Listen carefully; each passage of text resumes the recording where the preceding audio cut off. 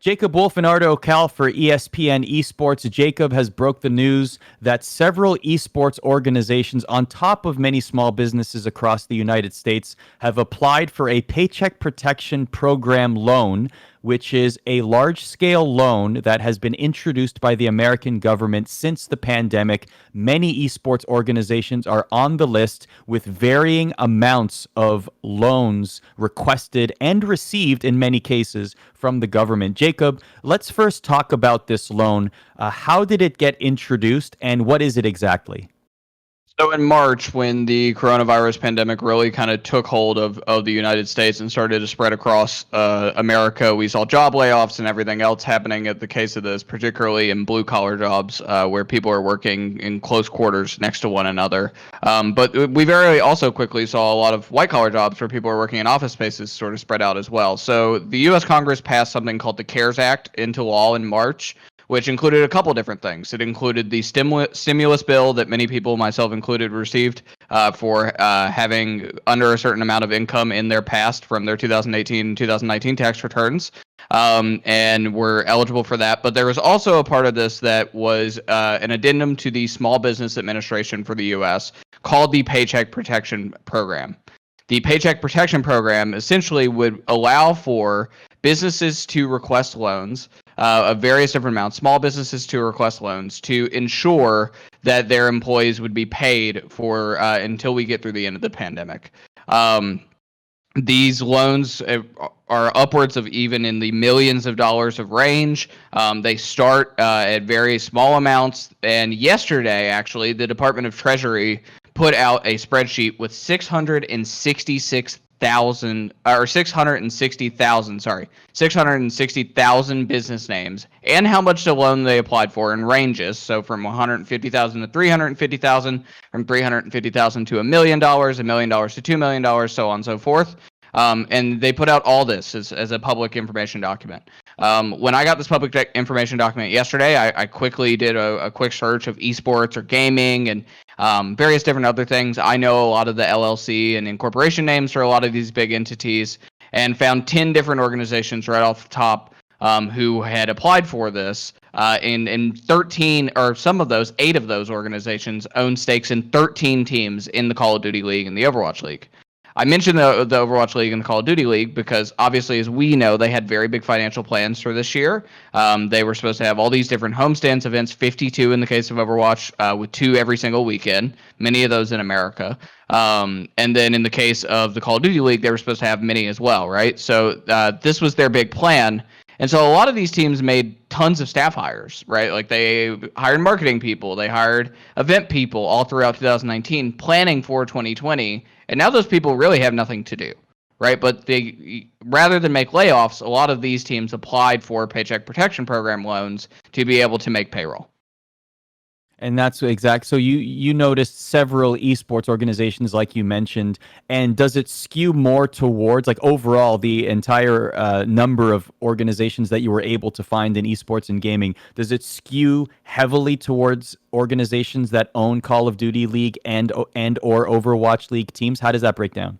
Yeah, so 8 of the 10 that I found in the document have a stake in one or the other, or both in some cases. So the teams that applied for PPP loans and were granted PPP loans were MV Gaming, who are the parents of Team MV, the Dallas Fuel, and the Dallas Empire. They were approved for $1 to $2 million worth of a loan. They told me this morning that it was on the lower end of that, so closer to $1 million rather than $2 million. FaZe Clan, who own parts of the Atlanta FaZe Call of Duty franchise, they got $1 to $2 million as well. Esports Holdco, which is the owner of Misfits Gaming, the Florida Mayhem, and the Florida Mutineers, they got $350,000 to $1 million. Hard Carry Gaming, which is the legal name for Energy Esports, who are the owners of the San Francisco Shock and the Chicago Huntsmen, they got $350,000 to $1 million. ESXL, who are the owners of Ambox, the New York Excelsior, and the New York Subliners, they were approved for $350,000 to $1 million in loans, but they actually told us, ESPN, when we reached out this morning, that they got the money, but they immediately gave it back. They returned it in full to the U.S. government. Did they give a reason? They did not. They just said that they returned the money back to the U.S. government. DM Esports and Contact Gaming actually got two different loans under those two different names. DM Esports is the owner of the Paris Eternal, and Contact Gaming is the owner of the Paris Legion. They're owned by the same people, the McCourt family, famously previous owners of the Los Angeles Dodgers baseball team. And then Surge Esports, which is a Nevada company that owns the Seattle Surge. They are owned by the Occolini Group and Enthusiast Gaming. Occolini Group are the owner of Vancouver Canucks, for those unfamiliar. And then lastly is Rect Global, who are the owners of Rogue, the LEC team, and the London Royal Ravens. The trend I noticed here, at least, is many of these organizations, while they have investment from sports owners, they are not wholly owned by sports owners. So some names that were not on the list were like the Kraft Group or the Kroenke Groups, right, that own the Gladiators and own the Boston Uprising. They were not on this list. They did not apply and were not approved for any loans. So a lot of these orgs, though, they are startups in nature, right? They may have, in the case of MB, they have some backing from Texas Rangers minority owner Ken Hirsch. In the case of Energy, they were founded by two Sacramento Kings minority owners, Andy Miller and Mark Mastroff, right? Like there are big sports names in here, but they are not wholly owned by sports franchises or sports entities. The other notable thing in here is not a single League of Legends Championship Series franchise applied for a loan. None. There are none on this list at all. I checked every single one of them of the 10 teams in the LCS. None are here. And I think that's a little bit telling of what it costs or what it was going to cost to run an Overwatch team in 2020 versus what it was going to cost to run an LCS team. Obviously, LCS has a bigger salary on average because LCS players, League of Legends is a bigger game and demands more salary and everything else. But just from the live event perspective, it was going to cost millions of dollars to run these live events throughout the year. And like I said, they hired staff to run these events for them and market these events, etc. And now those people still have jobs, but there aren't any events for them to make money back on. A lot of people might say, well, what about Rogue, for example? There's a couple of LEC teams on this list, but that is independent of the North American-based operations applying for this loan. Is that correct? It's not wholly independent. Some of these companies do overlap, right? So I would imagine that some of those, in the case of Misfits and Rogue, who both applied, I would imagine some of that was because they have to make ends meet on their European operation also. Okay. But nonetheless, right, like that's two LEC teams of the 10 and 0 LCS teams. But also, both those people, Misfits and Rect Global, the owners of Rogue, they also own Call of Duty League and Overwatch League franchises. So really the story here is the fact that Call of Duty League and Overwatch League, on top of the pandemic, has created either a cash flow problem or major economic concern within these organizations to the point that they needed to apply for a loan like this. Yeah, I got a statement from an MV Gaming who owned the Fuel and the Empire. I got a statement from one of their spokespeople this morning, which is MV Gaming did apply for and receive a loan through the PPP. The amount received was among the lower end of the range listed. The loss of live events due to COVID-19 was a major change to MV's 2020 business strategy, going from an expected 7 events hosted in North Texas to only the single event. The money received through PPP was used for its intended purposes, primarily to help pay for fixed costs of operations, such as salaries of those in the organization. So live events really seem to be like the big kicker here. I would be remiss if we didn't say that there were 2 other organizations outside of the Overwatch League and Call of Duty League that did apply. One of them being Sentinels, who this morning their CEO, Rob Moore, told me that they had a bunch of sponsorship deals that they were going to close, particularly around the launch of their Valorant team, who all of those deals fell through because of the pandemic, because a lot of the marketing people working at these big tech companies, et cetera, who sponsor things, either were laid off or were put on furlough, right? So they just stopped working altogether. And the marketing budgets were eliminated in some of these companies. And then also E United, who has previously in Call of Duty at one point, they've been around the scene for the last 4.5, 5 years.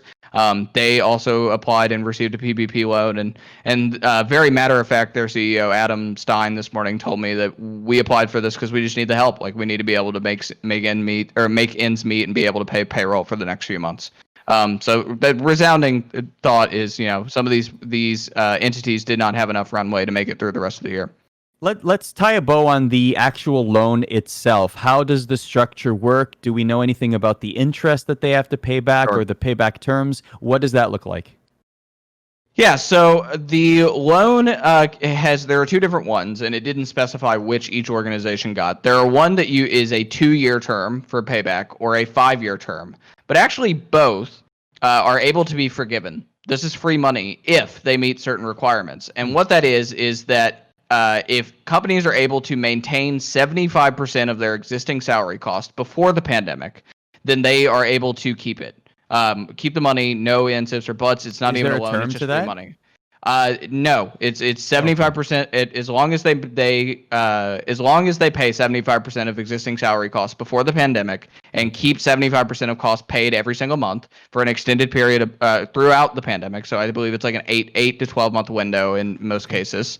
They are allowed to do that. They must use 60% of the loan specifically for salaries. Also, that's another part of the forgiveness part of it. If not, if they don't meet that requirement, say they use it for a franchise fee or whatever else, right? If they don't meet the requirements, then they are going to have to pay it back over the 2 or 5 years, depending on the term. The loan carries a 1% interest rate, which is pretty low. Like that's very Sure. nominally low. The other part of this is the actual money determined is you are eligible for up to 2.5 times the amount of your monthly payroll.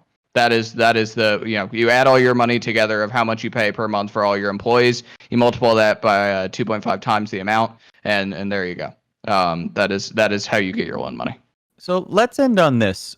I have two prevalent thoughts when you are telling me this information, Jacob. One of them is it just seems prudent for any small business, let alone an esports organization, to even apply for this loan, especially if they can meet the requirements and have it forgiven. To me, that seems like a very prudent thing to do for a small business. On the flip side of that, however, I wonder if the pandemic was the reason why these financial troubles or concerns are coming to these esports organizations, or whether or not these were problems that had previously been the case, maybe even stretching back a year or several years, and now this is a way to mitigate that. What do you Yeah. think about the conditions of these teams as you hear about these loan requests? So I would say a lot of the companies that applied for the loan, small businesses in America, are like I said, blue collar work, right? Like they run very lean. They have a certain number of employees. Say they're like a landscaping company, for example, right? And they can't pay people anymore. Those are the types of places that you see the majority of people applying for these loans. True small businesses that are not in white collar or tech or whatever else, right? They are people who are legitimately out there struggling. And I'm not taking away from the esports teams because I do think they're struggling.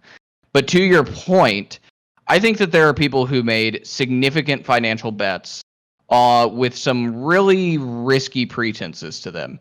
What I mean by that is the way that a lot of tech companies, this is not specific to esports, but tech as a whole, is they will make a financial commitment, say a $20 million Overwatch League franchise fee that's paid over the span of 7 years or so, right? And they will say, we're going to pay this. They actually don't have the money to pay that up front. What they do have, though, is the ability to raise every single year or every 18 months, raise money from investors to make ends meet, to garner payroll, be able to pay their payroll, and to pay things like those franchise fees. Well, what happens when the economy crashes, right? We've talked about this a little bit before on this channel. When the economy crashes, no one wants to invest in anything, right? With the exception of like healthcare and a few other things like Amazon, if you have the money to do it, because those are the things that are rising in stock, right? Because those are necessities. People are at home; they need to order things. People need healthcare because of how bad this health pandemic is. So these teams are not really able to raise a lot of money right now, but they've already made those financial commitments, both in terms of salary and employees and staff, and also in terms of franchises that they have to maintain those. Right? There are some. I've heard some things that certain leagues with Riot and Activision Blizzard are giving a little bit of a push on the franchise fees in terms of like pushing it out on when it's due, right? Because obviously this is so unexpected. But still, I think that a lot of these teams made bets with the assurance that they're going to raise money. Now, where I'm perplexed, and I actually reached out this morning and I haven't heard back, is FaZe Clan actually just said that they raised $40 million. Yeah. And the way those funding round works is that they have an X number of months to raise them, right? And presumably they've been doing it for, I would say, probably the past 8 months, at least 6 months, that they've been taking in money for the past 8 to 6 months from outside investors. Why are they applying for a PPP loan between March and now? That was my biggest question to them: is did you apply for this loan while you're in the middle of receiving money from investors? I haven't gotten a response. I'm really curious why, right? Like, why them of all people who are actually able to raise, because they're one of the few esports teams that has apparel and content and everything else that is still making money today, right? Like, as of right now, they aren't like garnered specifically around live events. So I have a lot of questions there. I think more generally, though, like I said, a lot of these teams are made a lot of bets that hinged on a very certain set of circumstances, and COVID-19 has cut the legs out from under those circumstances, and that's how we got here. I think we would have gotten here eventually, but it probably would have came longer in many cases. So, Jacob, breaking the news that several esports organizations have applied and, in many cases, received a Paycheck Protection Program loan. The full article is available at espn.com/esports.